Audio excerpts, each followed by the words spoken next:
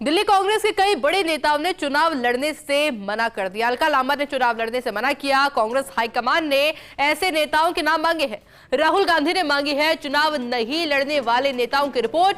Party नेतृत्व इसको लेकर फिलहाल नाराज चल रहा है, लेकिन कांग्रेस की मुश्किलें जरूर बढ़ गई है। दिल्ली कांग्रेस के कई बड़े नेताओं ने चुनाव लड़ने से मना कर दिया, जिसमें सबसे पहले जो नाम सामने आ रहा है वो है अलका लांबा का, जिन्होंने की चुनाव लड़ने से मना कर दिया। इसके अलावा भी कई ऐसे नेता हैं जिन्होंने की चुनाव लड़ने से मना कर दिया है।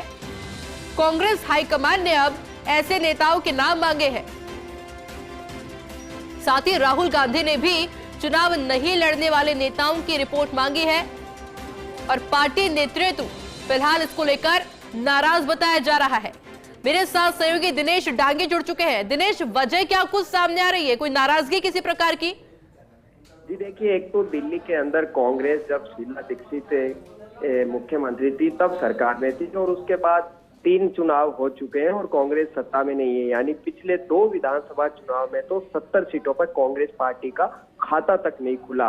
तो ऐसे में कई कांग्रेस नेताओं में ये घबराहट है और कह सकते हैं कि उनमें हार का डर है कि वो चुनाव लड़ने से साफ इनकार करें। एक नाम सामने आया है अलका लांबा, जो महिला कांग्रेस की राष्ट्रीय अध्यक्ष और काफी तेजतर्रार नेता भी है और पहले भी चुनाव लड़ चुकी है और आम आदमी पार्टी से विधायक भी रह चुकी है, तो वापस कांग्रेस में शामिल हुई है।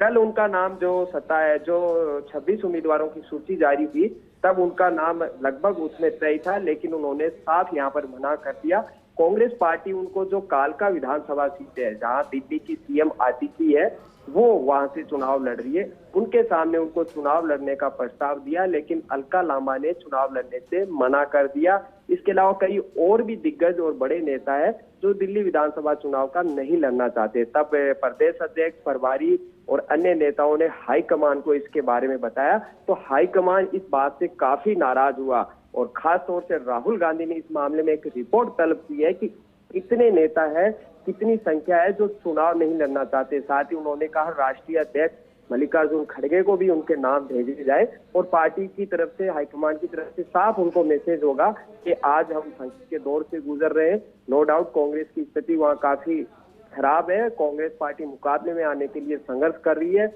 और चुनाव की तारीखों के ऐलान से पहले 47 उम्मीदवारों का भी ऐलान कर दिया। तमाम प्रयोग, एक्सपेरिमेंट कांग्रेस पार्टी कर रहे हैं, लेकिन बड़े नेताओं के कदम पीछे खींचने से यकीनन उनकी चुनावी रणनीति को कहीं न कहीं एक धक्का यहाँ पर पहुंचा है। लिहाजा हाईकमान ने इस मामले को बेहद गंभीरता से लिया है और प्रभारी और सह प्रभारी के जरिए ऐसे नाम मांगे कि कौन कौन नेता है जो चुनाव नहीं लड़ने चाहते।